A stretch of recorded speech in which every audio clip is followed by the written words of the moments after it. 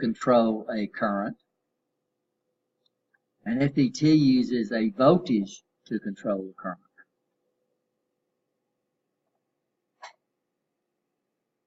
So y'all look over that real quick, and if there's anything over there you want to look at, well, you need to ask now.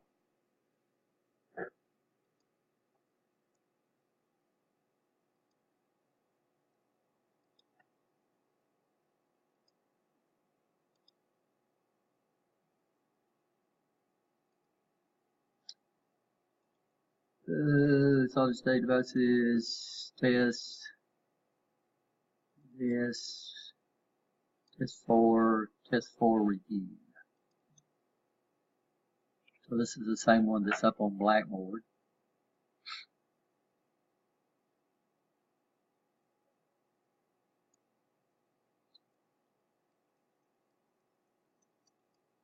So we'll look at this. So what does LED stand for? BJT. What was you gonna say? What was you gonna say, Gordon? Oh, bifunction, yeah. Conjunction.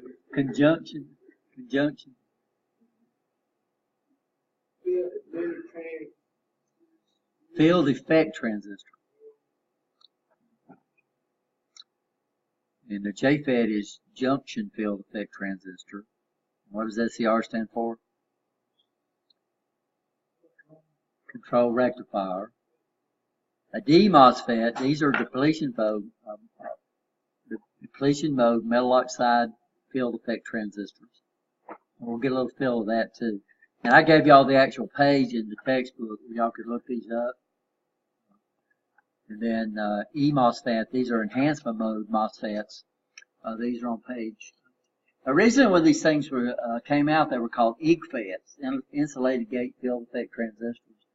But somebody called it a MOSFET, and of course that sounds a lot better than IGFET, so it got that name. They have gone back to that, by the way. You need to know the symbols, so we're going to look at symbols, and the symbols are in your textbook, but they did a poor job on one of them. I need to show y'all that.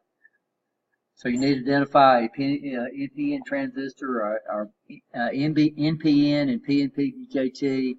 I'm going to show you an N and P channel JFET, an N and P channel MOSFET, an N and P channel eMOSFET, SCR, UJTs, and triacs. I think we talked about a UJT, but I don't remember doing the symbol for it. And then the diac.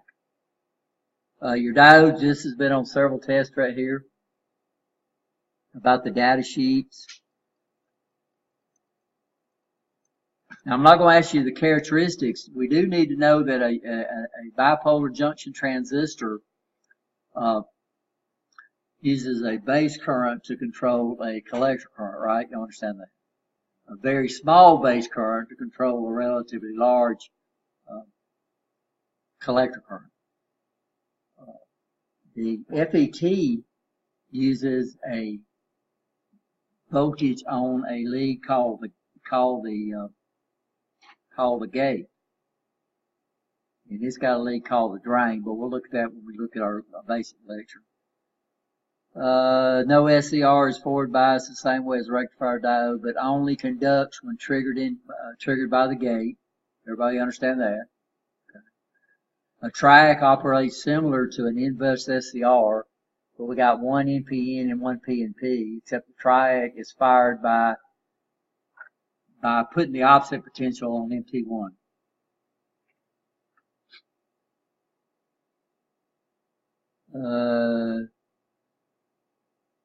So I marked out, notice the JFETs and all those other things, we marked those out because we're not going to have any near time. Everybody okay on cutoff, saturation, and active region for the transistors? How to identify those? Are you okay there? That was on the previous test.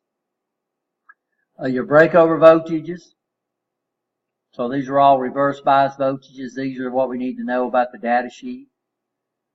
So a data sheet gives us our breakover voltage collector to emitter with the base open. So every one of these are reverse biased, right? I'm sorry, these are not reverse. Collector to base would be reverse bias. That's in there twice.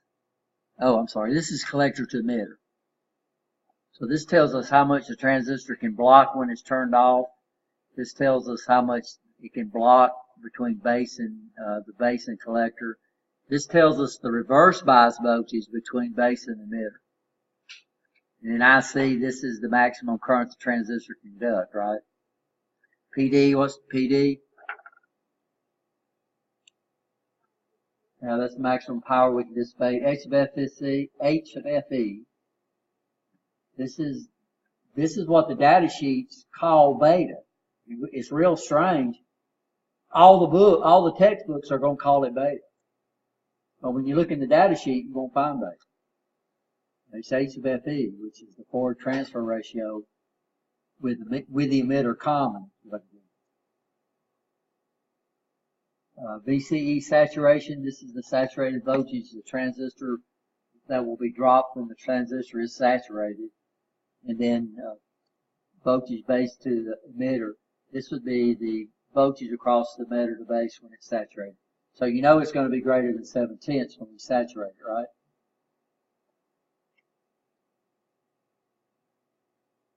Now, the function of an amplifier is not to provide a current gain. It has to do it, but the main function of an amplifier is to get a what type of gain?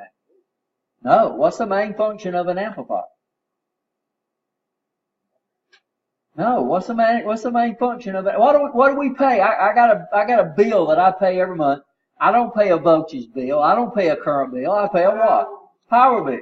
So what does an amplifier give us? It gives us a power gain. Now it does it it might give us a voltage gain. It might give us more voltage out than we get in. It might give us more current out than we get in, right? You understand?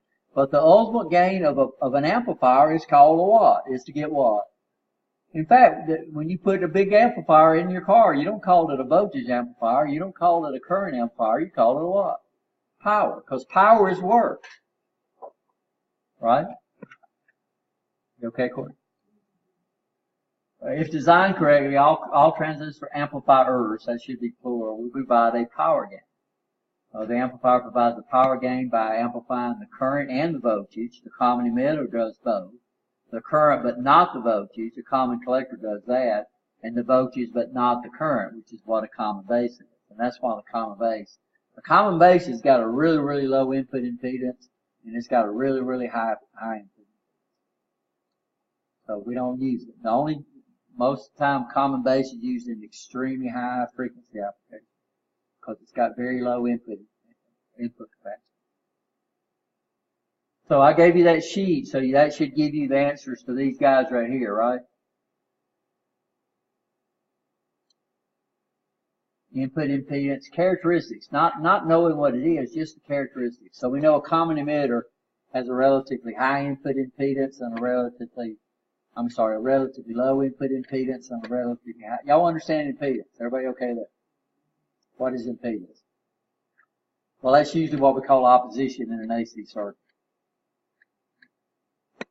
So a common emitter has relatively low input impedance, relatively high output impedance. The input and the output are 180 degrees out of phase, right? You understand?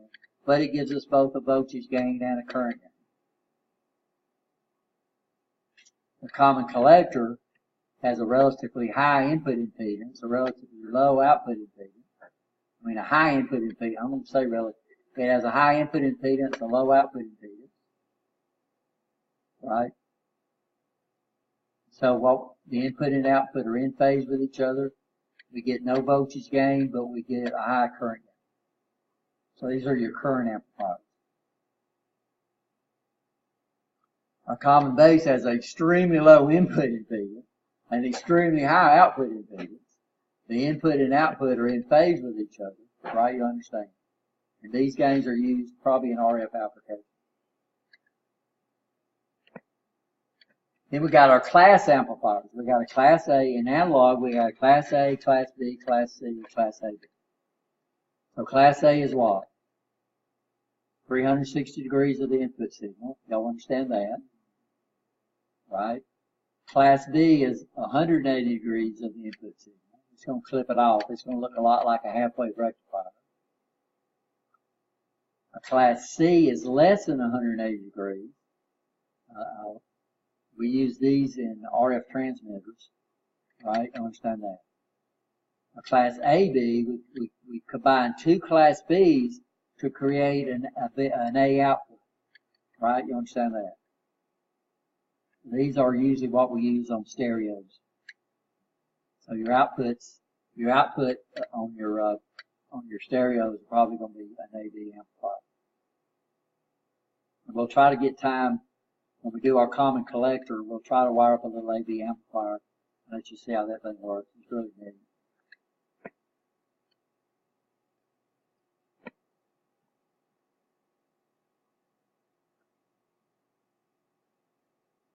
And so amplifier classes, this tells you that. Things to know. Know that the BJT uses the base current to control the collector emitter current, and FET uses the gate voltage to control the drain current. Know that RE prime is the dynamic AC resistance of the base to emitter PN junction and approximately equals to 25 millivolts over IE. Know that the DC beta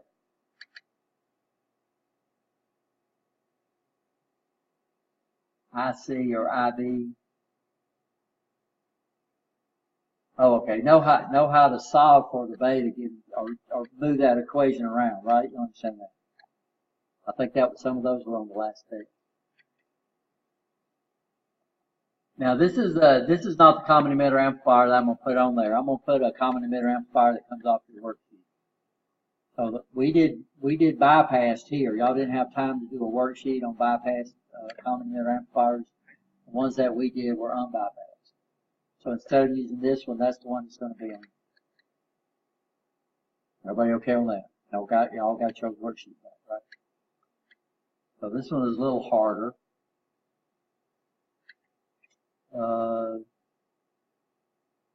The DC alpha of a transistor is not usually given in the data sheet because it can be easily calculated by beta over 1 plus beta.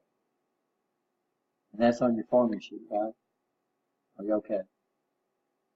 We'll use the alpha, by the way, when we talk about the common collector amplifier. Know that the amplifier's gain is calculated by using R out and not RC.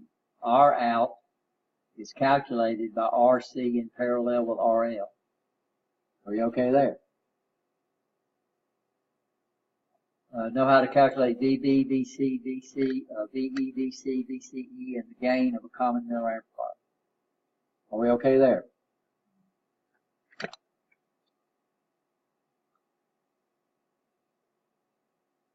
Know the advantage of a BJT is its speed of operation, while the advantage of an FET is a high input impedance and ease of input impedance matching. We'll look at it. The biggest disadvantage of a BJT is its power consumption compared to an FET. The biggest advantage of an FET is the speed of operation when compared to a BJT.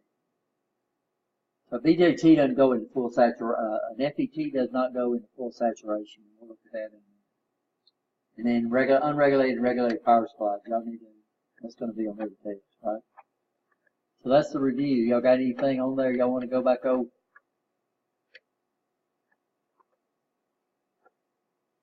So when you look at your textbook, and I just noticed that these symbols, so here's the symbols, and they've got one symbol that is totally wrong.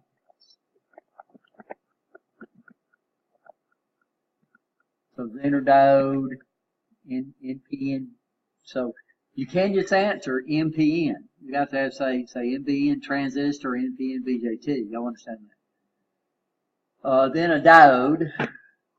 Some people call that a rectifier diode, but this symbol here is used for two diodes. It's used for a rectifier diode and what we call a small signal diode.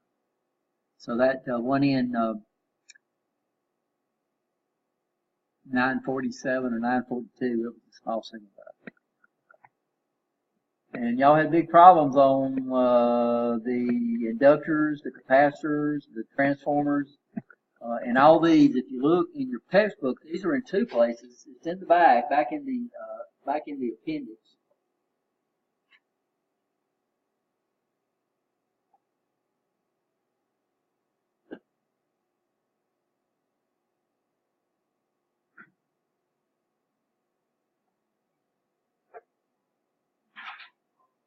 It's also in the first chapter. So I noticed it's also in the first chapter. So I gave you the page number on the diode, but if you look on page 1-9, I'm sorry, page 8, here's the same symbols. The only symbols that they screwed up on is your metal oxide semiconductors.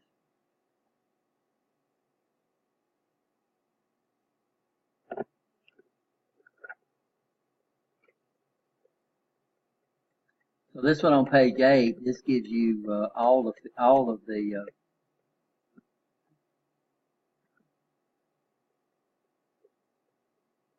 I don't see my camera anymore. Are y'all looking at page 8? Because y'all don't need to know the gates.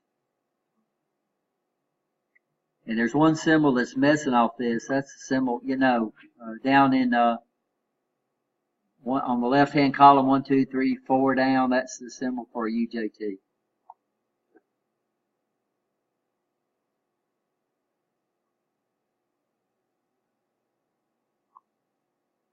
Now, I should have told y'all, but it's got inductors, it's got the capacitors, it's got the photocells, it's got the photovoltaic cells, it's got the light-emitting diodes, the thermistor. A lot of y'all missed that. It's got the diode, it's got the Zener diode, the photodiode, the SCR, the diac, the triac, the NPN transistor, P2P transistor, the phototransistor, NPN, phototransistor, PNP. Then it's got a UJT, and it's got an insulated gate bipolar junction transistor, which we hadn't talked about. Then it's got your JFETs. It's got your P-channel JFET, your N-channel JFET. So notice on these symbols, the arrow points toward the N. So if it points out away from that bar, which we call the channel, then we think that that is the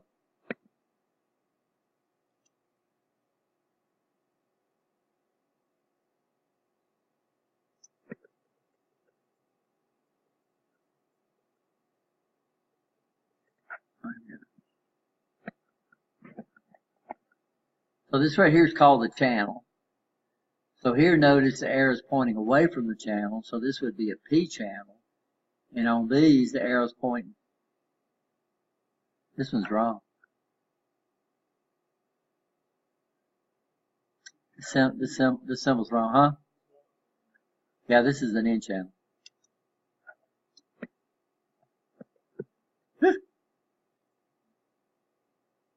Yeah, so if it points toward the channel, it's a what? It's an N channel. If it points away from it, it's a P channel. Now this is the one that the textbook has got wrong. They're saying they've got a generic symbol. They call it a P channel MOSFET and an N channel MOSFET. But the symbol they're showing you is what we call a D MOSFET, which is this guy right here. Y'all see any other problems? I need to correct that and redo that, because I know y'all probably study these more than you would the book. Of course, the book is actually better, except the two channels that it messes up on is this guy right here, and that's the only one, and this guy right here.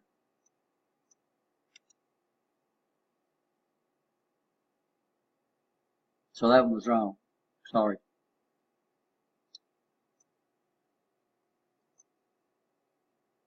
So let's look at, I think it's in chapter 11 where they cover FETs.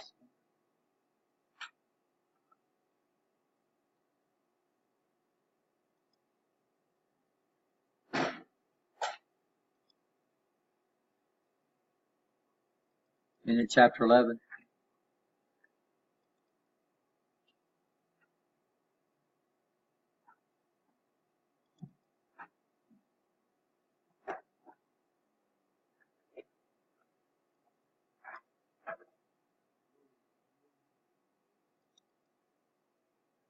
So we skipped over the FETs. We went ahead and looked at the SCRs a little bit.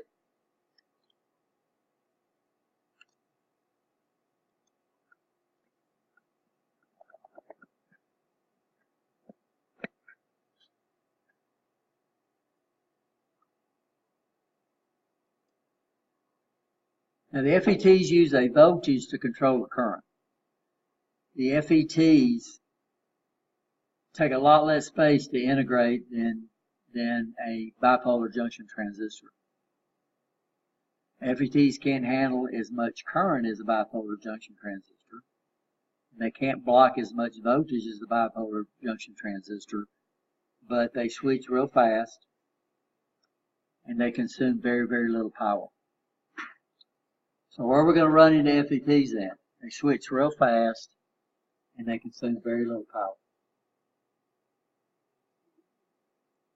Probably just about everywhere.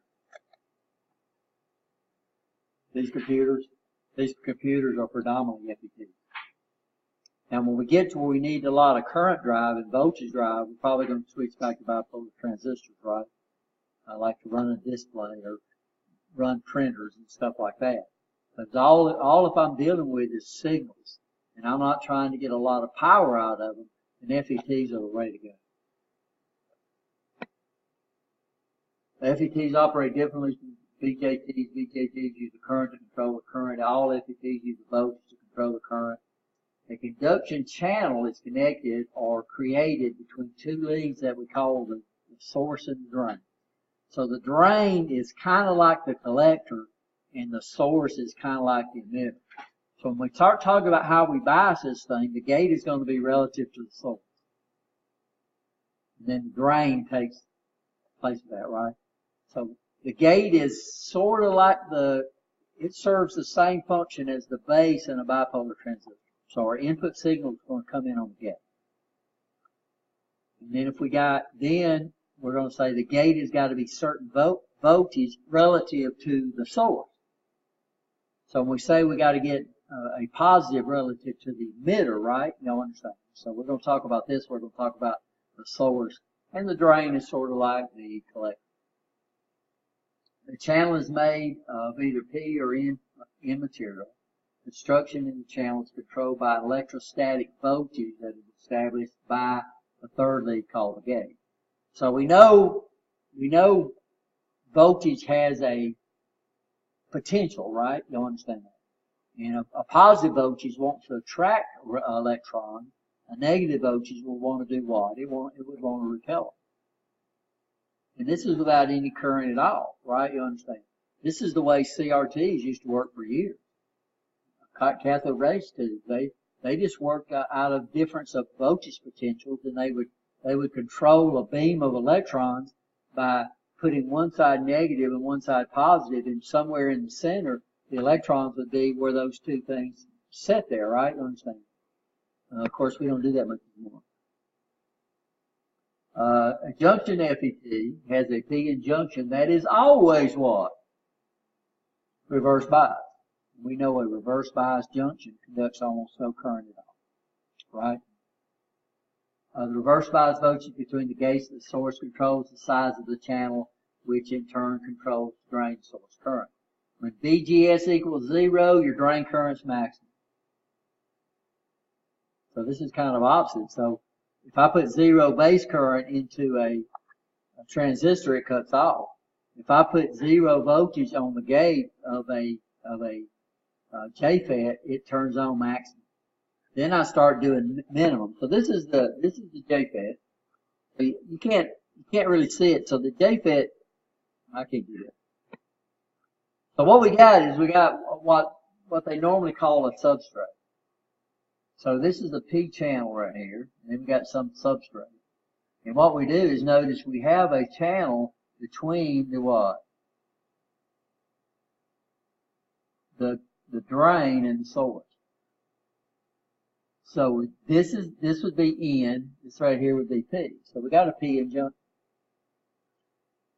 But what happens is that notice what we're doing. So now the drain is connected to common, and then we're making the gate negative in respect to the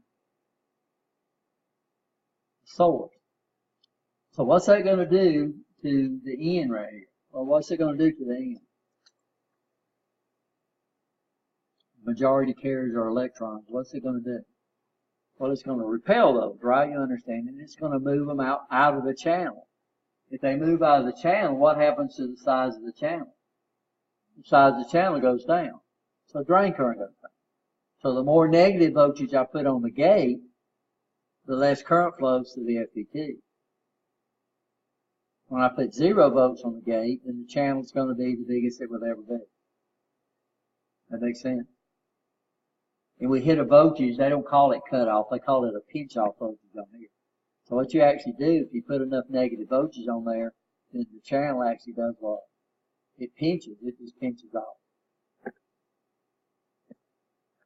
Junction field effect transistors, all JFETs have a very high input resistance because it's working into a reverse bias junction.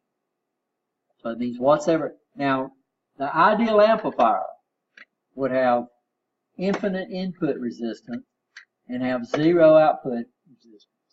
That means it would not load the signal source and you could get infinite current gain out of it. And we know that's impossible. So the higher the input impedance is, the less load is going to be on a signal source. So one big advantage of an FET is it's got extremely high input resistance. In fact, we can set it.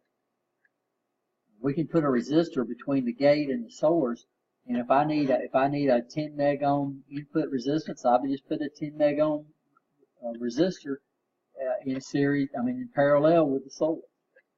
So bipolar transistors, the input impedance is so hard to calculate because you got all that parallel circuits and you got beta involved and all that other kind of garbage, right? You understand? Here, we set the input impedance. Y'all understand? So I come over here, if I need, and of course we talked about impedance matching, right? You understand? So on bipolar transistors, all you know is that a common emitter has a relatively low input impedance. So we don't want to put a signal source that's got a high output impedance into a common emitter, unless we can raise the common emitter's impedance somehow, right? You understand? So we might go to another type of amplifier. But here I set my input impedance. So what we'd have if the FET is right here, and we bring in the gate, if I wanted to match to a meg ohm, then I would just put a resistor right there, and it would be 1 meg ohm. So what's nice about the input impedance of an FET is you can set it to whatever you want.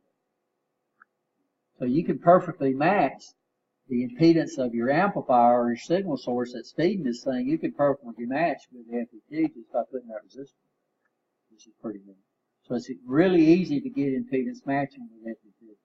It's hard with BJTs because there's so much, what am I trying to say? Approximations. Relative to, so it's got a high input impedance. This is due to the fact that the input PN junction is always operated in reverse bias to your normal operation. So we never forward bias this thing. Never. This is the symbol. So this would be an N channel. So what we would do on this is we would make this positive in respect to that. And then this right up here would be really positive. So normally we would come up here and maybe connect this to common, just like we did before.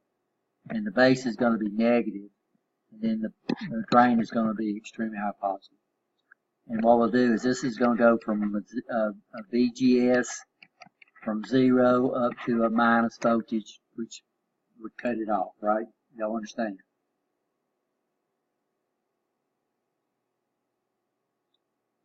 This is a P channel. So here we would have to make the what? So if I'm going to reverse bias this, so this is a P channel. So this would be P. I'm sorry, this would be P and this would be E now. So what are we going to make this one? We're going to make this one positive in respect to the source. And then this guy right here would be what? This would be negative. Are we okay? But it's easy to see it because on this one, so on the bipolar transistor, the arrow points toward the N, right? You understand? So we have not pointing in and pointing in. This is the same way. But here we say this is a N channel. So here the arrow points toward, it still points toward the N. This points away, so this is the what? This is a P channel. If the channel is constructed of N material, then the two P regions are connected to the gate. During normal operation, the JFET is always operating in the gate source PN junction reverse bias. The reverse bias of voltage on the gate source junction creates a depletion region along the PN junction, which restricts the channel. So that means as the reverse bias voltage goes up, the drain current goes down.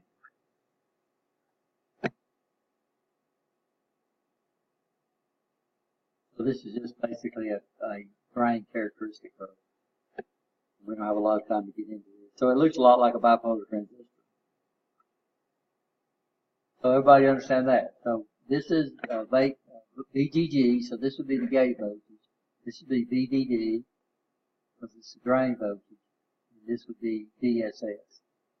So when you look at a computer, and you start looking at the common so most of them use common source, which means the common is connected toward the common. If you ever look at the pinout of a microprocessor, you're going to see a lot of VSSs on there, which is common. You might see some DVDs, but you'll see some VCCs too. We'll talk about that.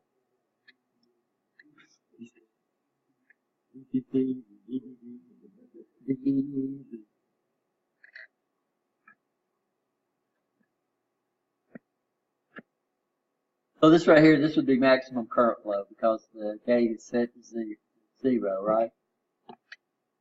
That's not a good picture. So the MOSFET, these are metal oxide semiconductors. Now the problem with a JFET is a JFET has a PN junction. A MOSFET does not have a PN. So it's called metal oxide. It stands for metal oxide field effect transistor. Metal oxide semiconductor field effect transistor.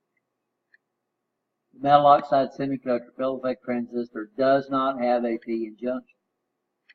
The gate of the MOSFET is insulated from the channel. So these guys here almost have infinite input resistance. There's no such thing as that, right? You understand that?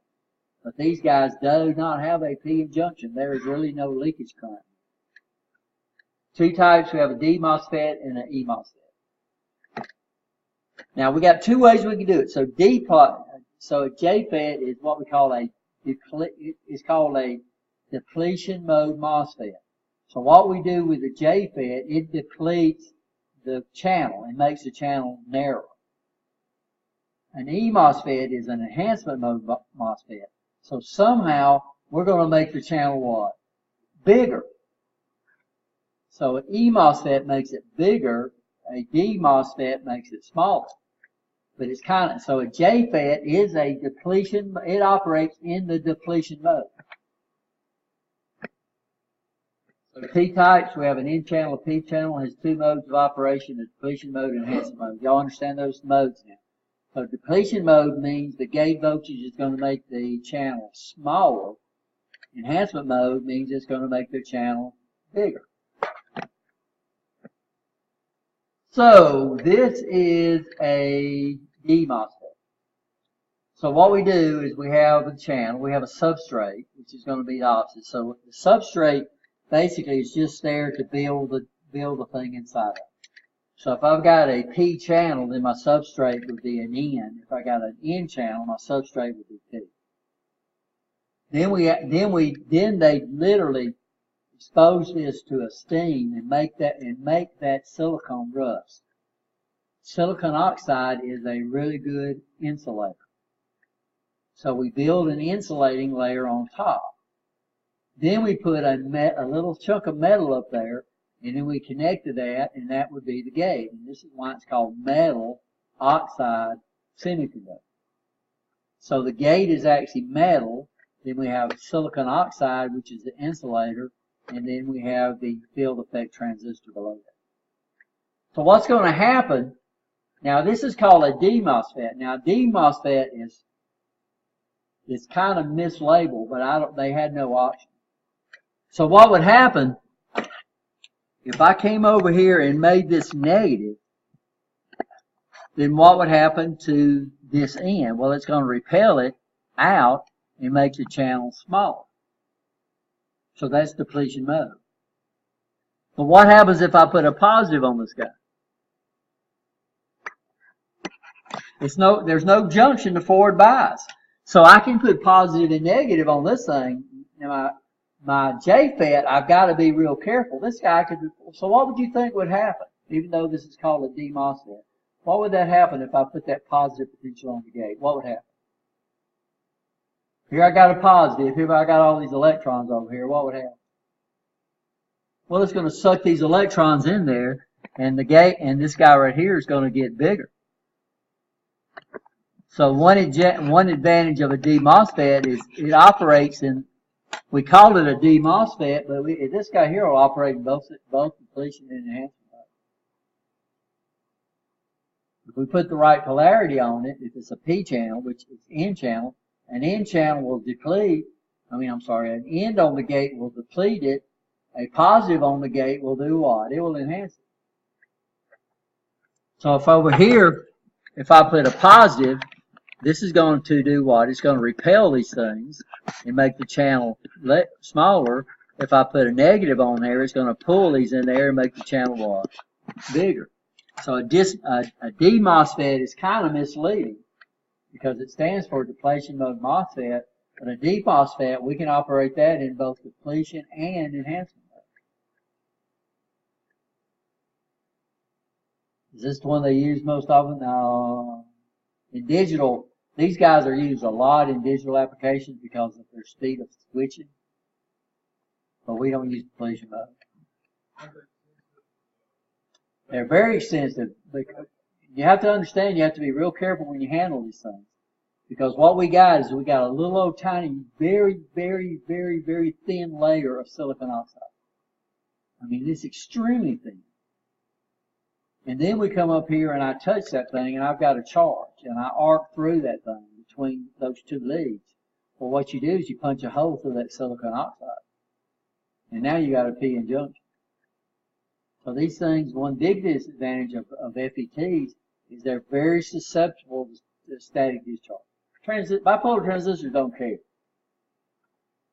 But FETs, if we handle these things, then with your hands, you're asking for it. So we take special safety precautions. When you buy these things, they're going to have 3 or 4 leads coming out, and we don't have to, a lot of times they'll bring a lead out of the substrate. But what you'll see is it'll have a bunch of leads and it'll have a spring wrapped around it. And it's got a little tab on there. And what you're supposed to do is you're supposed to take them, you're supposed to solder them into your circuit card, and the last thing you do is do what?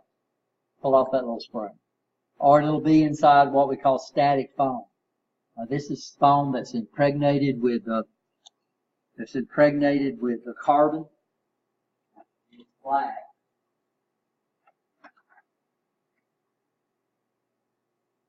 So this is static foam. And you'll buy those and they'll be inside this. Or they'll be inside a static bag. A static bag usually has a pink tint to it, or it's got a real glossy. It looks like it's got a mirror finish on it. It might have some black lines across it like this. So when you buy these things, they'll usually come in an anti-static bag, or they'll come inserted into the static foam, or they'll have that little spring around them. And what happens, a lot of people will put them in there and forget to do what? Pull that little spring off. And they fire it up and they got a short circuit in there. Don't hurt the FET, but burn other stuff up. And you'll get these different ways. What you need to do is when you handle these things, you need to get everything at the same potential. So we've got static mats that we got armbands. I'll show y'all an armband. I didn't bring it out. That you just clip in. You hear a lot of people, they're misinformed. They say you got to get everything connected to ground, and that's not true. Everything just needs to be at the same potential. Right? You understand? I lost my static whip. I had a static thing on the bottom of my chair because this chair's got these plastic runners on it. In the wintertime, like we're going in now, there's not much moisture in the air, so we really build up a lot of static electricity. And I can't even go down there and drink out of the water fountain. It'll arc through the water. So I had a piece of copper wire that came down and just ran down on my chair, and it touched that, and it kept my chair at the same potential as this floor rating, and it didn't happen then. Now my little thing wore out. I need to put it back on there. So it's shocking me. All I gotta remember is when I pull up the water fountain, just take my hand and touch it to the floor. Or when I go in, before I go in the door, just touch it to the floor. I'm okay. But these guys right there, if I was to do that with an FET, then what did I just do? And the problem is you punch a little tiny hole in there, and a lot of times it'll work when you put it in there, but it'll fail after a while. So if you ever go in and buy memory for your computer or something like that, and they bring it out and hand it to you, and you say, I don't want that. They need to give it to you in a static bag, right? So thanks for bringing that up. This is the symbol they give you in the textbook. This is the symbol for a DMOSFET. They don't say DMOSFET, they say it's just a MOSFET.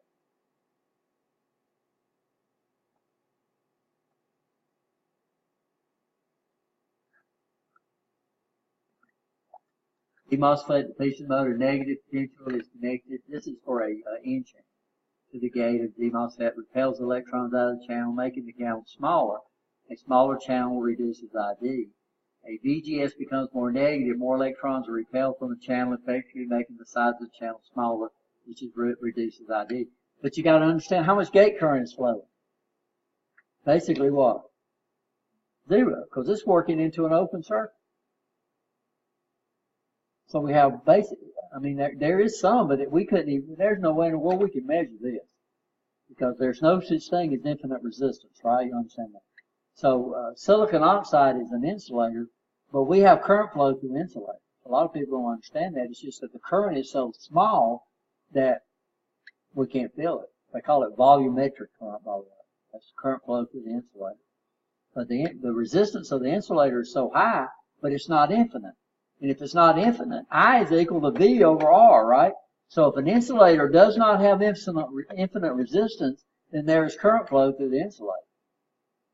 It's just that it's so small that even if you touch it, the resistance causes all the voltage to drop just like that, right? You understand? We can't get a load out of that current. VGS is positive. A positive potential on the gate attracts electrons into the channel, effectively, this is for an N channel, increasing its size. ID goes up. If the positive potential on the gate is increased, the size of the channel increases, ID increases. So they call this a DMOSFET, which stands for depletion mode MOSFET, but we can operate a DMOSFET in both the depletion and enhancement mode, which is pretty neat. So in an audio amplifier, if you got into stereos and stuff, radios. We got that little antenna out there. That little antenna, how much voltage, how much power are we getting off that antenna on our car? Almost nothing, right? So that means if I try to load that signal down, I'm going to lose it. So if you look at the schematic on a radio, what do you think the first amplifier you're going to see? You're going to see an FET. Because an FET, one of these guys, this guy's got almost infinite input impedance. So that means that won't load that antenna signal down at all, right? You understand? Then we go to an FET, get some gain out of it, and then we probably will sooner or later shift over to BJT, right? Y'all understand that? So you'll see a lot of FETs used as the input of these audio amplifiers. So it's kind of misleading. The name is kind of misleading. So DMOSFET stands for depletion mode metal oxide field effect transistor, but we can operate this in the enhancement mode. And I think this is enhancement mode. Now this is the last guy. This is what's used in my computer. Memory uses MOSFETs. Computers use MOSFETs.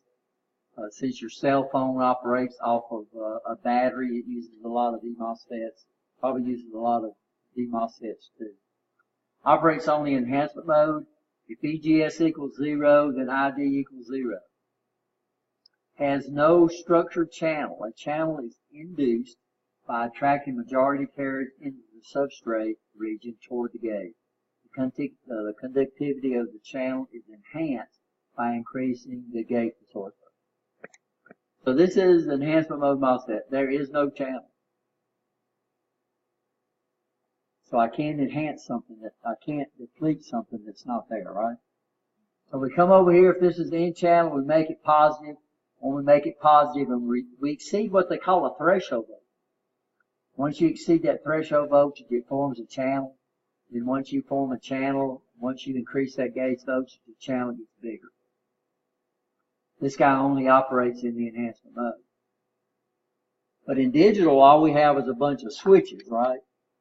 On or off. These guys work really, really well for switches. Really well. So all the memory in this computer, I guarantee it's eMOSFETs. All the transistors in a microprocessor are probably eMOSFETs. They don't usually draw them that way. These guys are digital right here. We don't use these in analog. These are digital. And what advantage of them is they consume very, very little current, right? You understand? And in microprocessors or processors, we're not looking for currents. We're looking for ones and zeros. So we can use these things.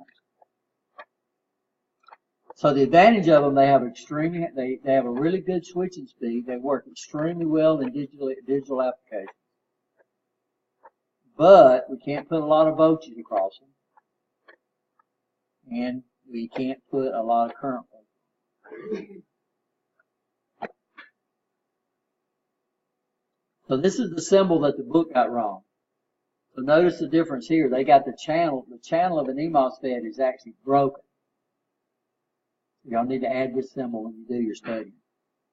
So the one they got in the textbook, they say a MOSFET, and they don't tell you there's actually two types.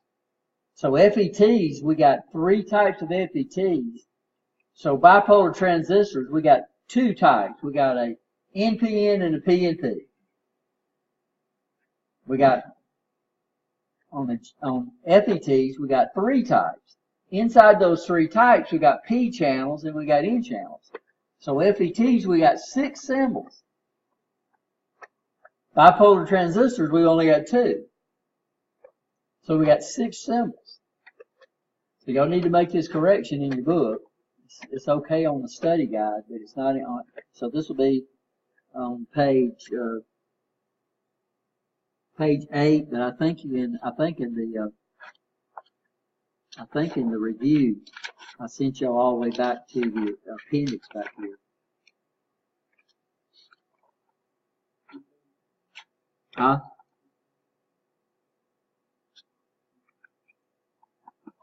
I didn't hear you.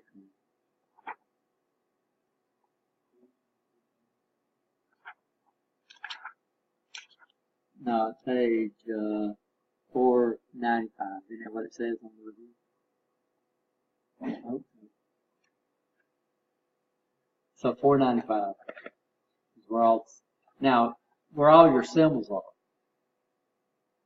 The only one that they got wrong is they got MOSFET down there on 495, right?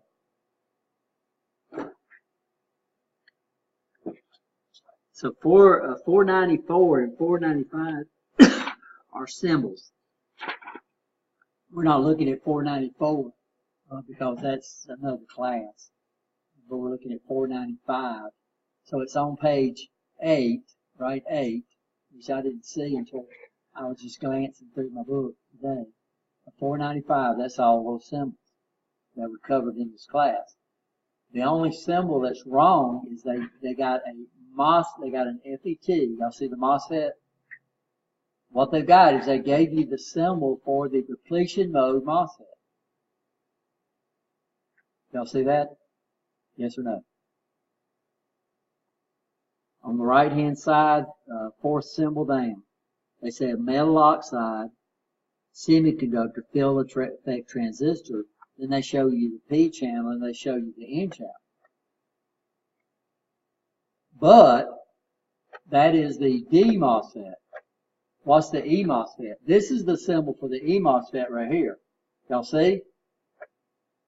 So y'all need to make that note in your textbook down at the bottom under the table somewhere. Are you okay? Yes or no?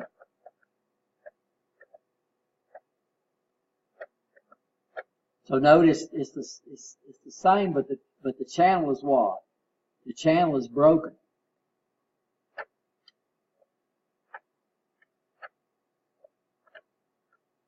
I wish I had time to do this, and like I said, we just don't really. Well, we got a little behind in this class. We did okay, but just a little behind. So about all you need to know about these things is you need to know how to identify the symbol, and you need to know that what? That a bipolar transistor uses a base current to control a collector current. The FETs use a gate voltage to control a drain current, right? So I'm saying these guys here have extremely high input impedance. Very easy to match. The only problem you got to worry about is how you handle these things.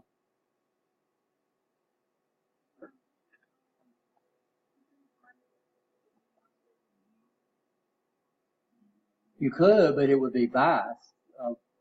Where the E-MOSFET really comes into play is in digital circuit.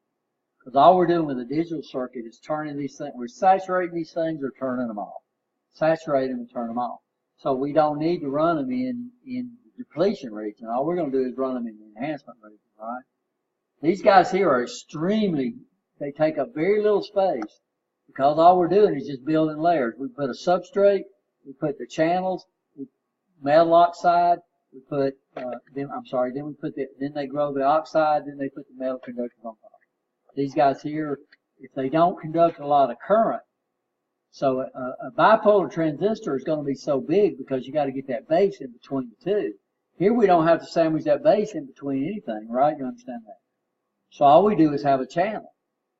So how small can we make these things? Well, we make these things extremely small.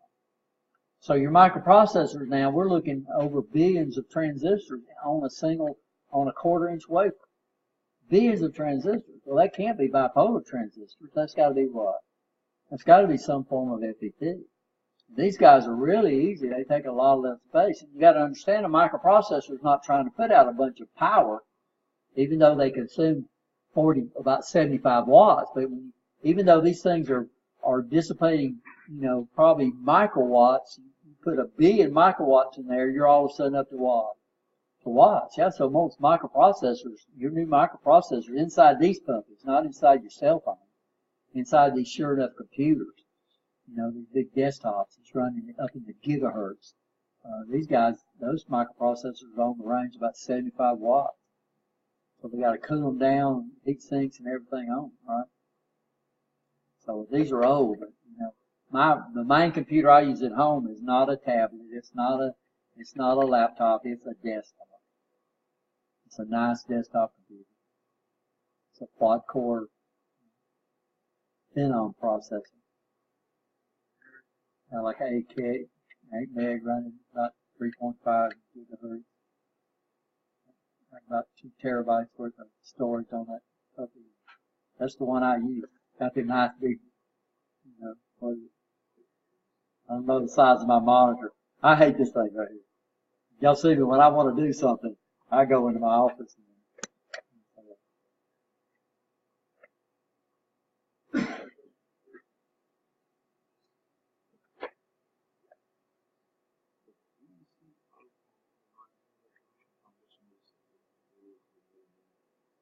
No, this is the main point. Yeah, so but it shows that this alpha can be written that. What is That's what happens. Transistor is a collector current divided by the emitter. So that would be the alpha. This is why it's going to be less than 1 because your emitter current is always greater than the collector. Yeah. But not by much. That's it. That's it. See, the problem is that they don't give you the alpha. They don't give you the alpha in the data sheet. They give you the beta. And why they don't give you the alpha is because it's so easy to calculate from the data.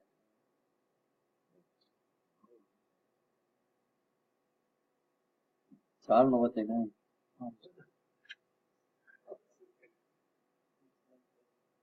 Well, what they're probably trying to do is they're trying to say, I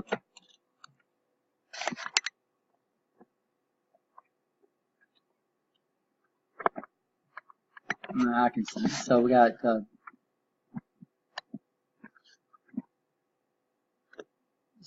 DC alpha is equal to IC over IE, right?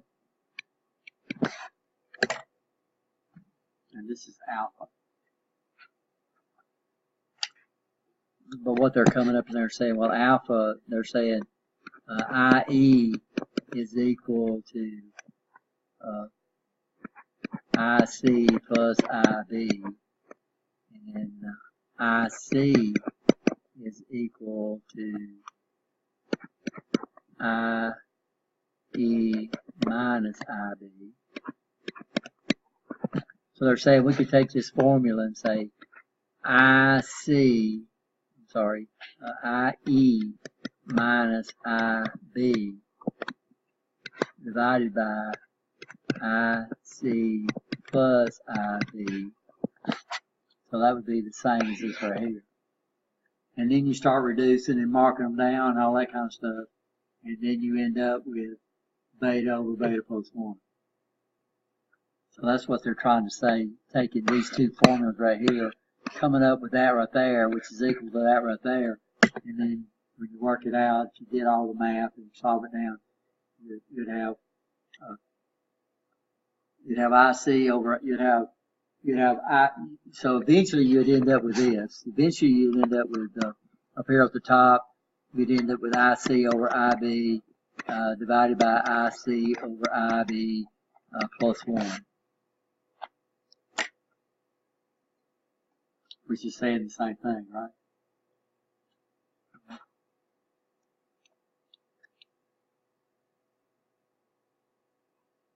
I'd like to turn this over to Dr. Fowler and figure it out, but this is what they're trying to get around to. Of course, I stopped Dr. Fowler. Y'all know Dr. Fowler. He's a great guy. He's really sharp in math. I gave him a formula one time, though. He couldn't solve it for me. It's the formula for calculating calculating gauge numbers. So in wiring, the numbers, the gauges are assigned a number. And it's kind of weird is that the bigger the number, the smaller the size. Well, there's a math formula that you use to calculate the gauge number. So it's not just arbitrary. This is why gauges jump. The numbers jump. You know, if you look at the diameter, it's kind of weird the way they go. There's a formula that. So I was trying to get him to, instead of solving for the number, I wanted to solve for the diameter of a gauge wire. He came up with something that did well. Dr. Fowler really right. MOSFET. So this is what Josh was talking about. Should be shipped and stored in conductive foam. Metal benches should be connected to earth ground. Test equipment should be earth ground. Handlers should wear earth ground grip strap. And this is not exactly true. Never remove MOS devices while power is on. Of course, that's true for anything, right? Do not apply signals to the MOSFET device when DC power is off. So we don't want to try to force something through the gate when it's not designed to work. Let me pause this real quick.